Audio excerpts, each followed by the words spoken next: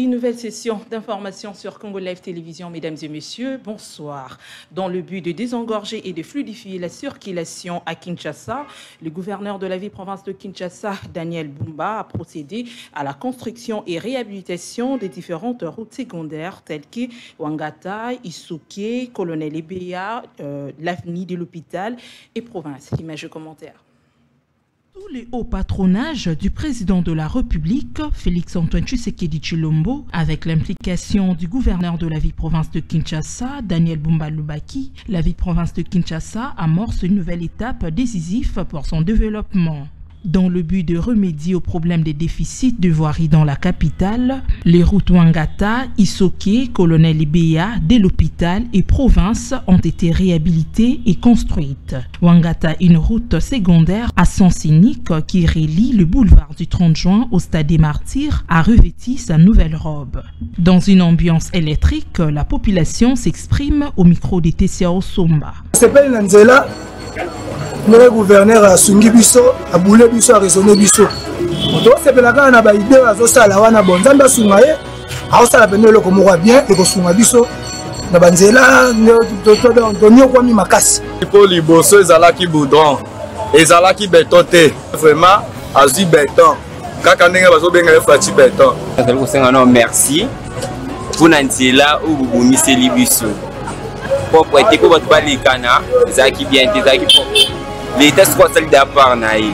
L'État doit solide par naïe à Boumisi, à Boumisi Bissonzela. Et c'est un peu sous Bisso la chaîne va courager. Donc Boumisa, place Bisso moto zali kufanda. Parce que lui, so aux autres propres nanda kunayu. Avant fin à Libanda, il faut banana nanda kunayu. Nanda kunumu zana propre. Elle rend espèce de moto au vanda.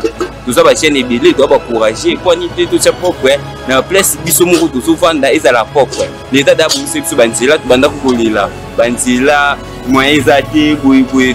Zela oyo bongi grâce à béton, Fachi béton, kale ezalaki mabe, lelo tofani na béton, na sali presque 6 mois. Na kangaki awa, soko tele place ndimunanga za nga kutuna che na mai banda ko filtrer zoko tala kati ya magasin na ngai. Bebiseki loso, sekisukali na bandeli musala zero. Mais par rapport à Mikolo, on a ici plutôt que Makasi. Nandini musala kitoko ya beto. Na oya zolandele musala oyo. Alandela moti na suka ya wankata na stade to kozala très bien. Parce que awa na zana beton. Na ala muka beton. Aujourd'hui na gouverneur a suivi na parce que na yeba de contrôler misalo iza koleka.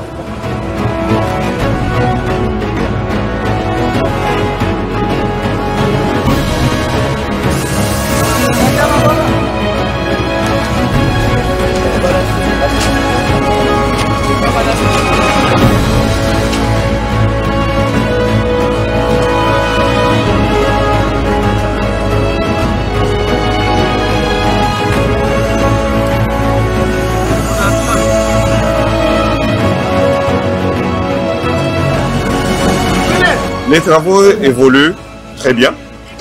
Au jour d'aujourd'hui, la boucle a un linéaire de 3562 mètres.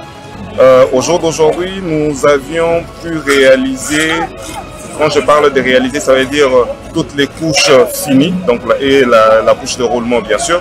Nous sommes à 2144 mètres, ça veut dire plus de 60 mètres de travaux exécutés finis au jour d'aujourd'hui. Et il nous reste à peu près 1200 à 1300 mètres à exécuter et nous sommes en train d'aller progressivement. La boucle comprend 3 avenues. Nous avons l'avenue Wangata qui commence de PK0 qui commence au niveau du croisement boulevard et boulevard du 30 juin et l'avenue Wangata. Communément appelé Aréchelle, au niveau de l'Aréchelle. C'est là notre PK0. Le PK fini, c'est au niveau de l'avenue Songololo. Nous sommes dans la commune de Kinshasa. La route ou l'avenue a un linéaire de 2618 mètres. Et puis nous avons l'avenue Usoke, dans la commune de Kinshasa, qui a un linéaire de 684 mètres. Et nous avons l'avenue de l'hôpital où nous sommes présentement. Il y a un linéaire de 260 mètres. Au jour d'aujourd'hui, nous avions déjà fini avec l'avenue Ousso qui est dans la commune de Kinshasa, qui est long de, comme je l'ai dit précédemment, des 680 mètres. Sur l'avenue Ouangata, nous avons l'avenue à un linéaire de 2618 où nous avions déjà eu à exécuter plus de 1400 mètres.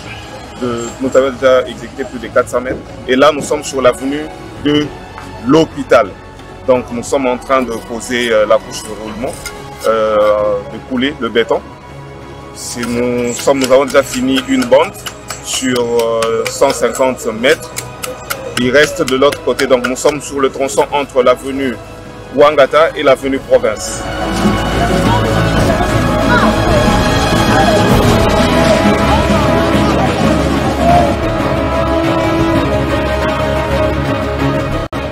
Notons que ces travaux ont été lancés en septembre 2024 dans le cadre du projet Kinizobonga, initié par le gouverneur de la ville-province de Kinshasa, Daniel Bumba Lubaki. Sous le haut patronage du président.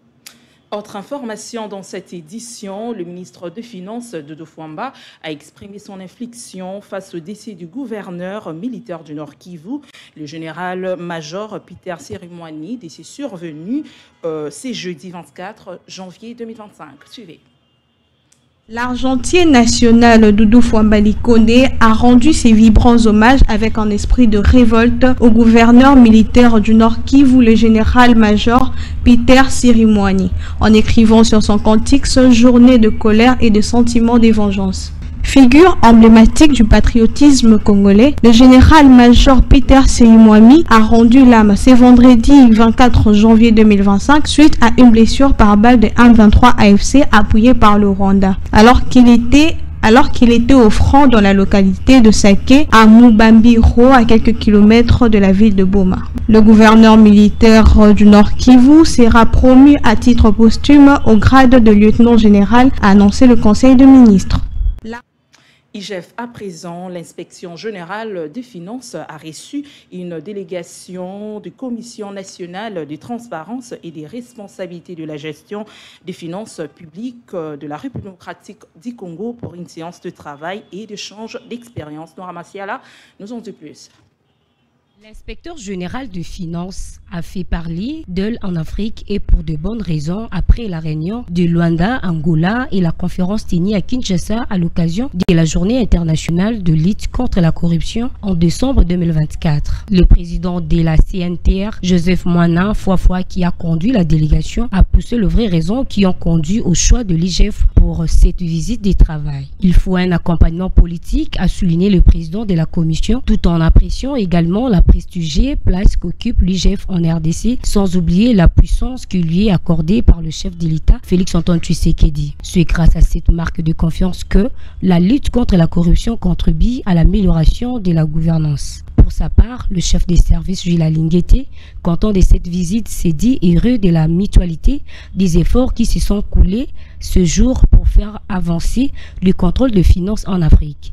Il a aussi rappelé qu'après l'échange de la conférence de Figé à Luanda et dernièrement à Kinshasa, il a été question de poursuivre les discussions avec la CNTR de la République du Congo sur des questions du contrôle de finances publiées et de lutte contre la corruption en soulignant les chefs des services. Le numéro 1 de l'IGF a profité de l'occasion pour faire visiter à la délégation le nouveau imposant bâtiment de l'IGF, ce qui a permis à ses invités d'admirer la grandeur de l'IGF en RDC. Il s'est de rappeler qu'il est important de noter que la CNTR et l'IGF sont membres du Forum de l'inspection générale de l'État et des institutions de contrôle assimilées d'Afrique, et que la RDC occupe le poste de la vice-présidence de Figé depuis octobre 2024. La visite de la délégation de CNTR est un exemple de la reconnaissance de l'IGF à l'échelle de l'Afrique et montre que la RDC est vraiment en train de jouer un rôle important dans la promotion de la bonne gouvernance en Afrique. En hydrocarbures, la RDC s'engage résolument dans un programme d'accès à l'eau potable et l'assainissement évalué à près d'1 million de dollars. Ce projet a été au centre d'une réunion tenue à Kinshasa entre le ministre des Ressources hydrauliques et de l'électricité, Teddy Luamba, et une délégation de la Banque mondiale, ai-je dire, qui a réaffirmé son soutien à cette initiative. Noura Massiala nous revient pour le commentaire.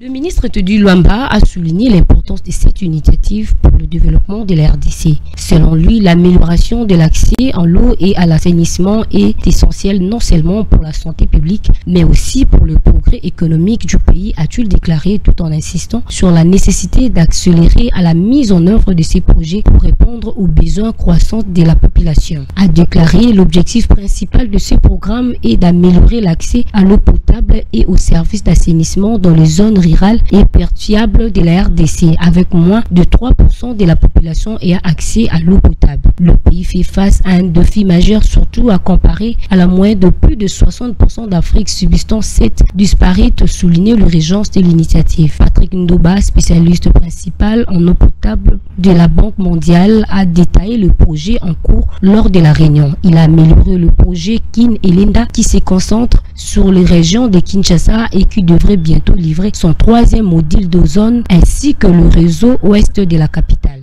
Quittant hydroélectrique pour les sports, le ministre des Sports et Loisirs, Didier Boudimbo, a exprimé son soutien aux léopards art en stage en Dubaï aux Émirats arabes unis. Suivez. Pour le ministre des Sports Didier Boudimbo, le stage qui se tient à Dubaï a été projeté et planifié par la Confédération congolaise de football, association FECOFA. Depuis la qualification de l'équipe à la phase finale de 8e édition du championnat d'Afrique, Chan Kenya, Ouganda, Tanzania 2024. La décision de la Confédération africaine de football CAF de reporter la compétition de février en août 2024 intervient à 2 semaines du démarrage de la compétition. Est un fait inhabituel qui ébranle la programmation de toutes les sélections nationales qualifiées à ces rendez-vous. La plupart, selon le communiqué de presse du ministre, ont été décidés de la même manière que le léopard de la RDC de poursuivre leur préparation, comme on dirait que les gens qui critiquent ne comprennent peut-être pas que c'est un programme préétabli où l'argent de l'État est sorti pour ça. Annuler les stages effectués de l'argent pour un autre programme ne sera pas loin d'être un détournement, dit le ministre. Pour rappel, le report du Chan a été annoncé le même jour où le sélectionneur de cette équipe locale, Otis Ngoma Kadi, a publié la liste de joueurs convoqués pour ces stages.